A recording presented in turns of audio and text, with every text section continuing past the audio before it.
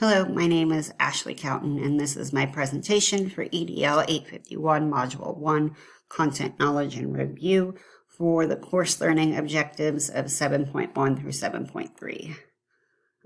This was about how school leadership plays an important role in school development. The main takeaway that I got from this was that principals are important. So first we had to do some article summaries. The first one was estimating the effect of principal, instructional, and distributed leadership on professional development of teachers in Jakarta, Indonesia.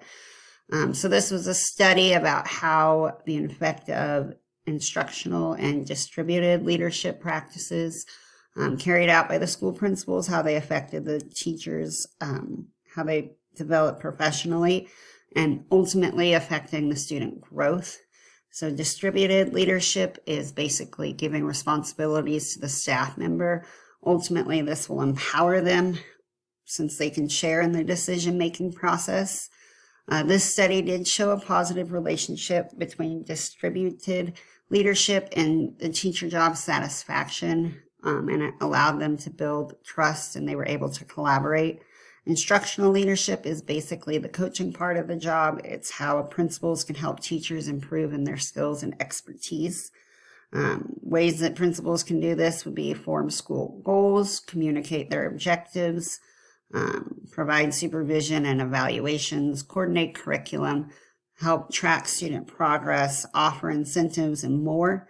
It was found that instructional leadership can foster distributed leadership, and ultimately schools that used both were more successful.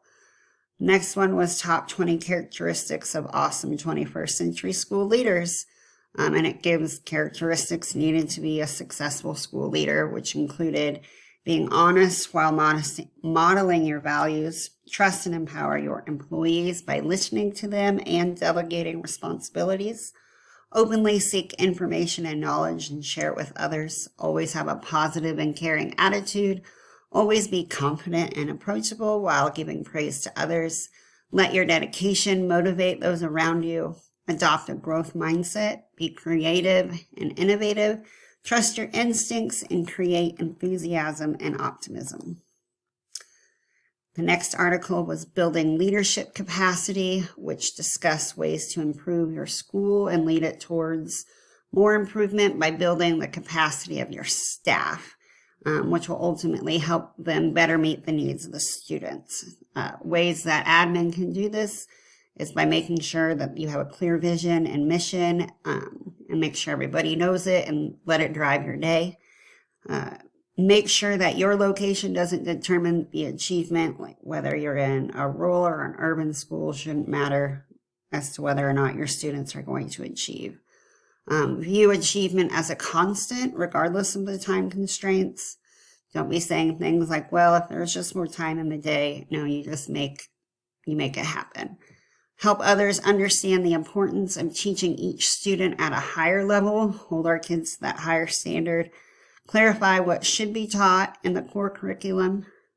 Focus on one student at a time to get better. Be able to recognize whether teachers are successfully teaching their students literacy skills to use, which, we use literacy in everything. Commit to building knowledge for the staff and be ethical and professional and expect the same from others. The big thing is to understand that this is an investment in the future of your school. It is going to take work and time, but it will be worth it. The next article, What Great Principals Really Do. Research is showing that effective principals impact their schools in a positive way. Through this article, you're able to see what makes these effective principals, different from others. They engage with their teachers' instructions while observing. They give thoughtful feedback, and they make use of the data. They also do what needs to be done in order to build a school climate based on trust and good relationships. They encourage collaboration, and they strategically manage their staff and resources. So how principals build capacity, 7 key elements to successful leadership. This article talks about the ways that principals who are committed to building capacity amongst their staff how they can create a culture of expanding or growing those capacities.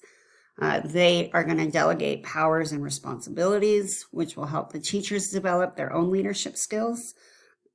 These leaders provide teachers on committees the resources that they need, along with the authority to make decisions. The article talked about how if you're on a committee and you think that you're going to be making this decision and you do so just to find out that what you say doesn't matter, that's kind of not a way to be successful. These leaders, they have an attitude of one for all and all for one, and it helps them empower their staff to help and lead one another because you're working as a team. When it comes to meetings, these principals will share the role of running things. They are also strong enough to accept suggestions and criticism while being open to change. It's one thing to hear it willingly, but to actually hear it, process, and make a change is a whole nother thing. These principals, they implement mentor programs in their school to help ensure sustainability when the veteran staff aren't around. So if you've got some really amazing veteran teachers and you want them to rub off on others, a great way to do that is the mentoring program. They also build trust relationships amongst their staff and students because they know that it's important. How principals affect students in schools. This article or study, I got a lot out of it. It discussed the importance of an effective principal in school. This was a study that found that there's links between an effective principal to observable behaviors. They identified 3 categories of skills that principals need to be effective: instruction, people, and the organization. Principals are important for academic achievement, student behavior, attendance, discipline, job attitude, and teacher retention. Like, they're super important for all those things. The study found that if school districts maybe they can only have so much money to invest in a year. If they could improve just one adult, they should invest that money on the principal because it's the most practical way to affect the student achievement, because basically helping the principal, that's going to trickle down to the teachers, which will ultimately trickle down to the students. Principals really do matter. There was so much good information in this article and this study that it was really hard to narrow it down for a short summary. The next article was the capacity building for shared equity leadership and approaches and considerations for the work. This was for all leadership positions. It discusses sharing roles in leaderships, which they call shared equity leadership, or SEL. And this, they want you to do this along with diversity, equity, and inclusion, DEI. The ultimate goal is to change the culture at work by connecting the people while developing knowledge and skills needed to lead the change. So for this to be successful, there will have to be some work and training done on both the individual level and the organizational level. Shared leadership is a way to give opportunities to people other than admin, and this allows everybody the opportunity for growth and advancement. So how to build leadership capacity with tips for leaders. It's important to understand what leadership capacity is, which is someone's ability to lead others effectively. It's important for individuals in leadership positions to build leadership capacity for a couple of reasons. For one, it makes you a better resource for others so that your people can come to you for help. If you take the initiative to grow your capacity, this shows that you are committed to being a better leader. This can also help you improve your problem-solving skills, the way you communicate, and it's going to give you confidence. Building your capacity doesn't just happen overnight. There are steps that you have to take to accomplish this. First, you need to figure out what your core values are so that you can lead with a purpose. You want to define your goals and be able to share these with others so they understand your expectations. Everybody should be on the same path. And your communication skills need to develop by listening to others and valuing their input. One simple framework for building leadership capacity. So this article discussed 10 practices leaders should use in their leadership style. These practices include being present and praising good work. Admit to your team that you're human. It's okay to be wrong. Give 100% always. If you want them to give 100%, you need to do the same thing and support your team. Model the behavior you want to see from them. Build a shared reality by understanding the common goal. Be inquisitive about issues that may present themselves. Ask questions so that you can understand what's going on. Be accountable. One big thing is to have the courageous conversation. Sometimes it's the scary part, but it's also important. You need to set clear goals and timelines and give constructive feedback and be willing to help and coach your team members to meet their full potential. Building school leader capacity for impact. This was a case study that was done to discover the impact on learning principals have in their building. So leaders need to focus on improving teacher effectiveness, which ultimately it's going to improve the student learning. This study found that job-embedded learning and collaboration helps principals be better. So principals talking to other principals, learning while they're on the job is a great way to figure out what's working and what's not. This can be done by going to conferences or meetings for principals, picking up the phone and calling. It was found, though, that superintendents that didn't support principals doing these things were actually a barrier for their schools to improve.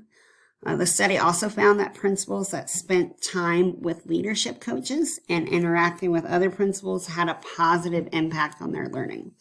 School leaders, they need to have the mindset that learning is important. And school leaders, they should be skilled in being able to help people develop.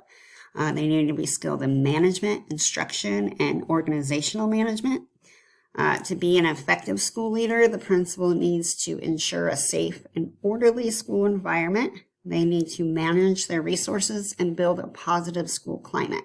They're also going to use data and resources to drive the decision-making process, to help them drive the decision-making process. So my reflective analysis. So in one of the articles, it talked about distributed leadership, which is a way of designating leadership to staff members to share in the decision-making process. I hope that this will be a strength for me because I'm constantly collaborating with other people.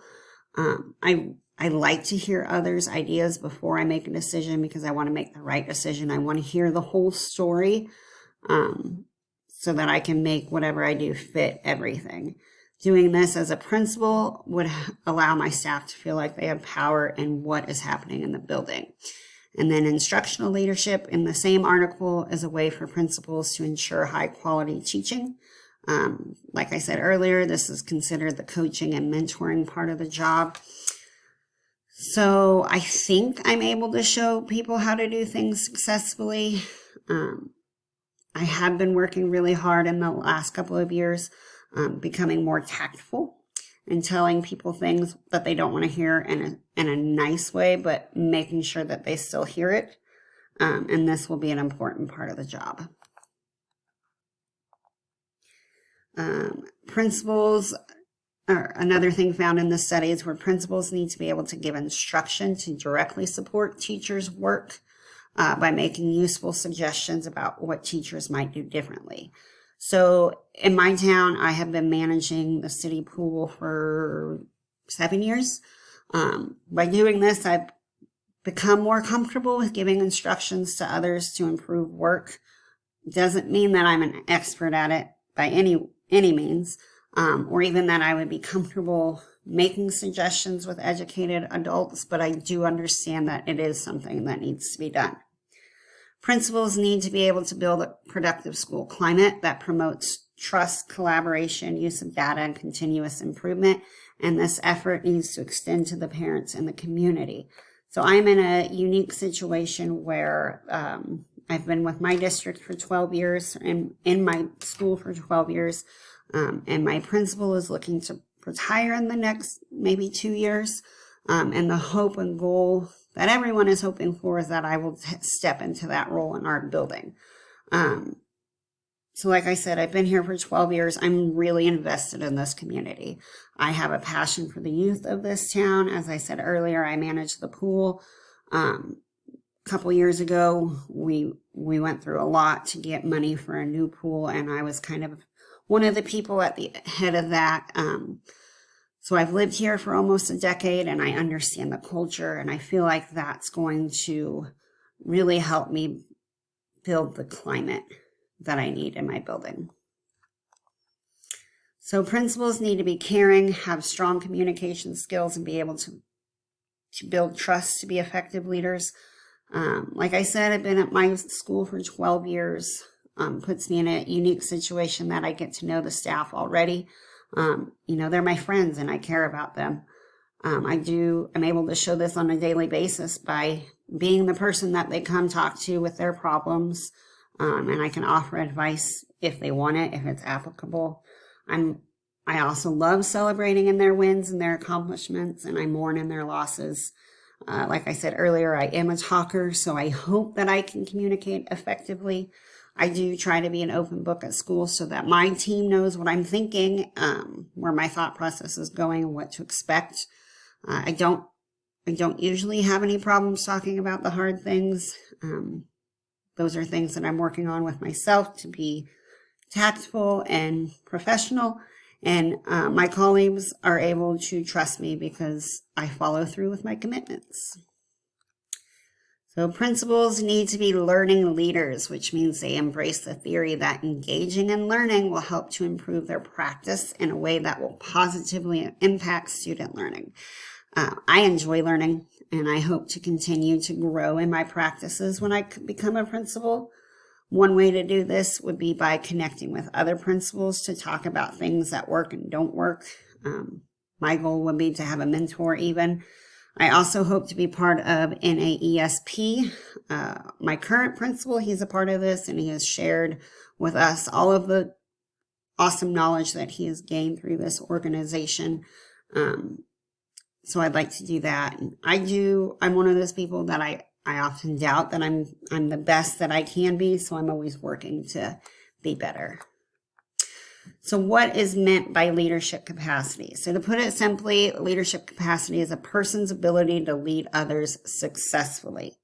Being an effective leader is important, and leaders with the capacity to lead, they can motivate their team members to do their best work, which ultimately creates success for everything. The studies in this assignment have shown that principals with strong leadership capacity are able to hire and maintain effective teachers, which will ultimately lead to the student's success. And leadership capacity can come in many different forms, such as instructional leadership, which would be the mentoring, observing, and coaching, and distributed leadership, which is sharing your leadership roles with others. So characteristics of a school's professional capacity. Effective school leaders have the best interests of the school in mind always, and this also includes during the recruiting, selecting, and hiring process. Some of the articles talked about how the hiring process isn't always what it should be. Principals are involved in the hiring process, and it's important to hire effective teachers to enhance student performances. It's not always possible to figure out if a teacher is effective just by looking at their resume and doing one interview with them. So the article talked about how effective principals to hire effective teachers, they need to know certain things about that teacher. They need to investigate how their previous students performed on assessments and the other data from their previous classes. And this will give the hiring principal an idea as to how effective the teacher is. Another way for principals to assess the quality of a teacher that they're interviewing is to have them teach a lesson. This would give the principals a real life insight into what a day in this teacher's classroom would look like and as to how successful they would be. These things do take time for principals, and principals are busy, so a lot of principals don't do this during the hiring process. However, principals that want to be effective and they want their school to be successful, they will take the time to ensure that the teachers they are hiring are top-notch. Characteristics of a collaborative professional culture. Principals have to be able to engage with their staff in a positive manner, and they want to make sure that the culture in their building remains positive.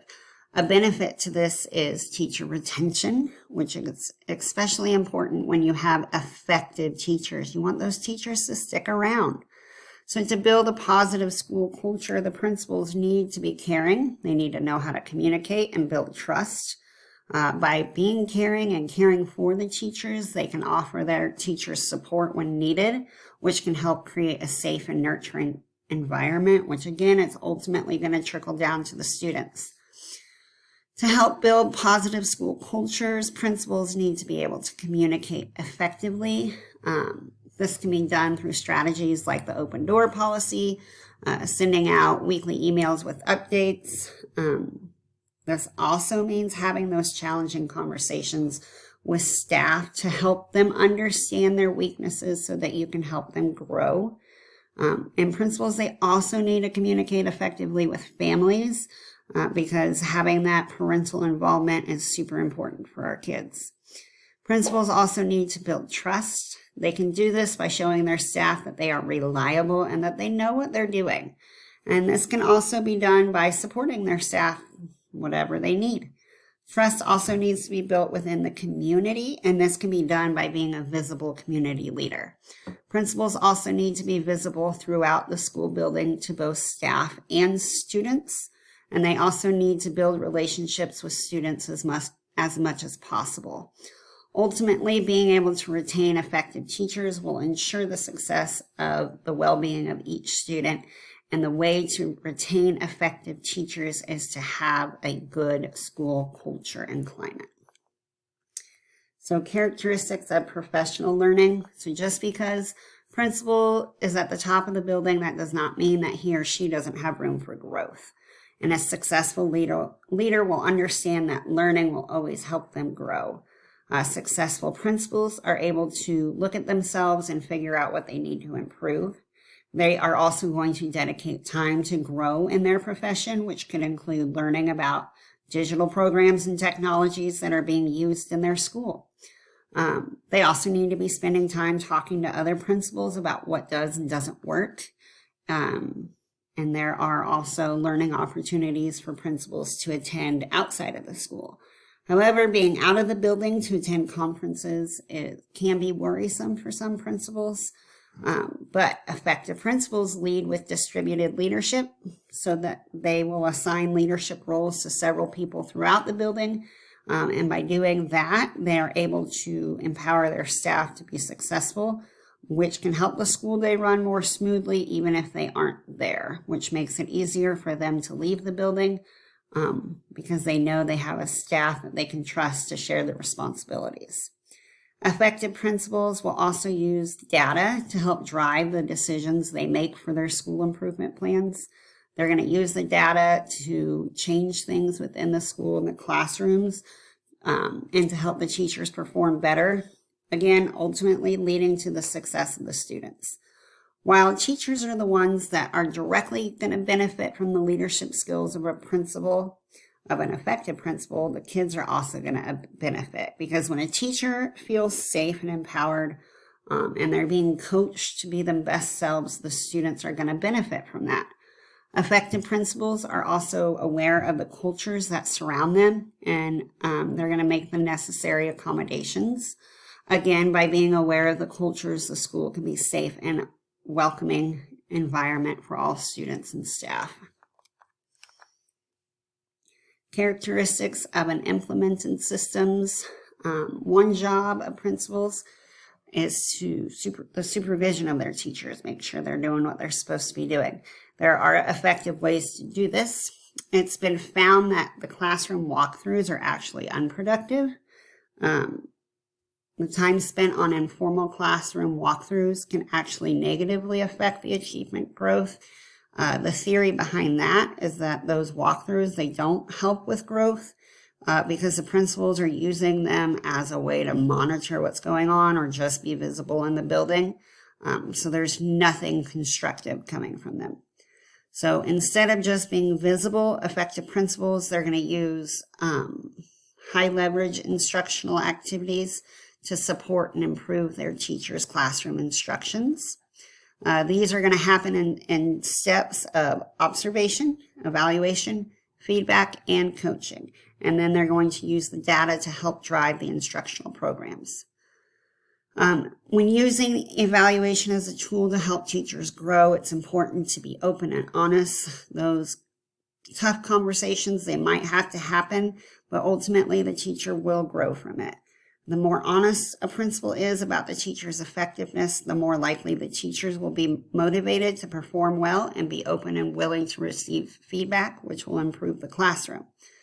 You know, if you're teaching in a building where you know the principal expects a lot out of you, you're gonna perform well at all times. But if you're in a building where the principal is kind of more laid back and he or she doesn't have those hard conversations with you, you might feel like you can slack off a bit more. So effective principals, they also need to be prepared to coach and teach their teachers. So time spent coaching their teachers is associated with the higher student achievement, and principals are also able to offer their support to teachers during the coaching process.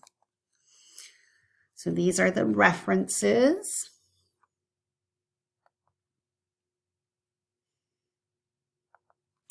And then my relevancy, how did this assignment connect with what you already do now as an educator? So there were numerous things I found in this assignment that I already do as an educator. I thrive when I'm able to collaborate and connect with others to bounce ideas off of them. That's probably the time my brain is working the best. I do my best to be someone in the building that others can turn to for anything they need. I have built trust with the majority of the people that I work with. I do use data to drive what I'm going to be doing in the classroom. I look at our benchmark testing, our practice assessments to figure out what we need to be doing to be better. I am invested in my school and my district and my community. I'm very, very passionate for this town and especially the kids in this town, and I'm hoping that passion will positively impact the staff when I hopefully step into the leadership role. New information that I learned, honestly, I had no idea how important an effective principal is to the overall success of the school. I mean, it does make sense that what the principal does to create a good atmosphere and create successful teachers is going to impact the success of the school. I just, never really thought about it, I guess. I also didn't realize that distributive leadership is so important in getting teachers to buy into what you're needing from them. My reflection, how will this assignment help you become a better leader in the future? So one thing I will do to become a better leader is to provide effective evaluation to the staff. The tough conversations aren't had in my school. We all know it. We all feel like some people aren't living up to their end of the bargain. I do work with some amazing people, and I know that they could be that much better if someone had these conversations with them. Another goal I have to become a better future leader is to help provide my staff with meaningful PLCs.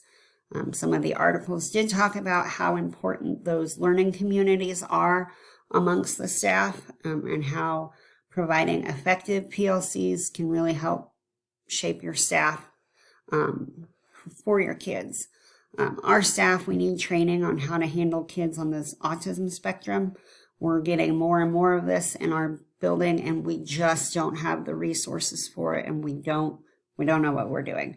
I have had some experience with this because I studied autism spectrum disorder as part of my first master's. So I understand that there are so many awesome things that can work well for all students, not just students on the spectrum. We currently feel lost when working with these kids. So I'm hoping that maybe that's something we can look to in the future. How will I build professional capacity at my school in the future? To build the capacity at my school, I'm hopefully going to use my positive relationship with the staff, along with my knowledge of who they are as people, because, I've worked with them for a while, so that I can rely on their input in making improvements. I also plan to provide more support to my staff by helping them with troubled students and understanding that when the principal is called, it's because they can't deal anymore. So if a kid is throwing chairs and hitting other kids, we don't just want them taken out of the classroom for a couple minutes. We'd probably like them not back for the rest of the day because, it's stressful. And I am hopefully in a unique situation to learn what works from my principal while also knowing what changes need to be made. So that is my presentation.